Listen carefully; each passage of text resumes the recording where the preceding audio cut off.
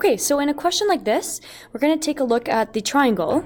We know that it's not a right angle triangle, so that we cannot do SOHCAHTOA, and we cannot do Pythagorean theorem. So there's got to be another law that we can use, and there's two other ones that we used that deal with non-right angle triangles, so the sine law or the cosine law.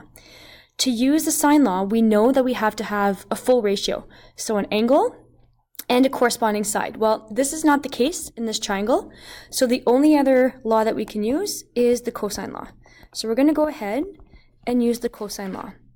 But question number 7 is asking to solve. So we need to solve this whole triangle. Solving means to find all sides and find all angles. So we're going to start by finding one of the angles or one of the sides. So in order to find an angle, so let's say we want to find angle C, we would need to have all three sides with using using the cosine law. So this actually doesn't work. The only thing you can find here is lowercase a. So we're going to write the cosine law. A squared equals the two other sides squared minus 2 times these two same sides and cosine of capital A. So when I go to fill in this information, I have a squared equals, lowercase b is across from capital B, so 15 squared plus 20 squared. Don't forget to use brackets at this point, since we have a multiplication between those numbers. So if you take a look at this line, we can go ahead and evaluate 15 squared. And if you do 15 squared, it'll give you 225, I think. I'm just going to check it. 15 squared is 225. If you do 20 squared, it gives you 400. And now we're going to do negative 2 times 15 times 20. So negative 2 times 15 times 20. It's negative 600. Don't forget to rewrite cos of 68. At this point, if you have a calculator that shows steps, you can type in the whole thing.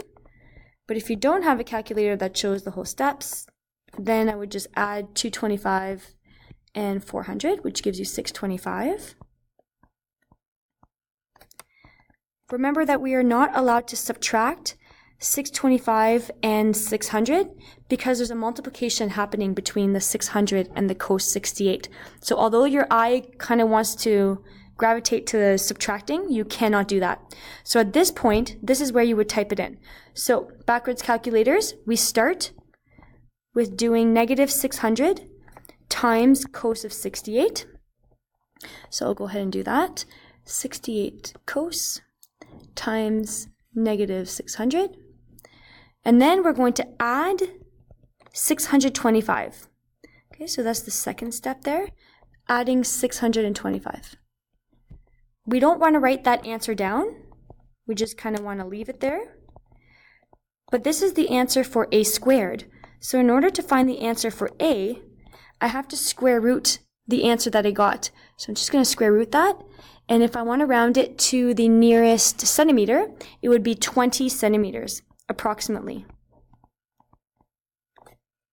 So the hardest step I find is right here. If you have a backwards calculator, you just have to remember to multiply 600, negative 600, and cos of 68.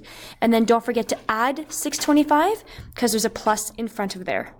From here, we know that A equals approximately 20 centimeters. Now that you have an angle and the corresponding side, you can go ahead and use the sine law to continue solving for this. So you can go ahead and solve using the sine law if that's easier for you. Once you've done the cosine law, you can redo the cosine law, but it might be quite a bit of work. So I'm not going to do the whole question. You have the answers at the back of the book. I just wanted to do a question that dealt with the cosine law.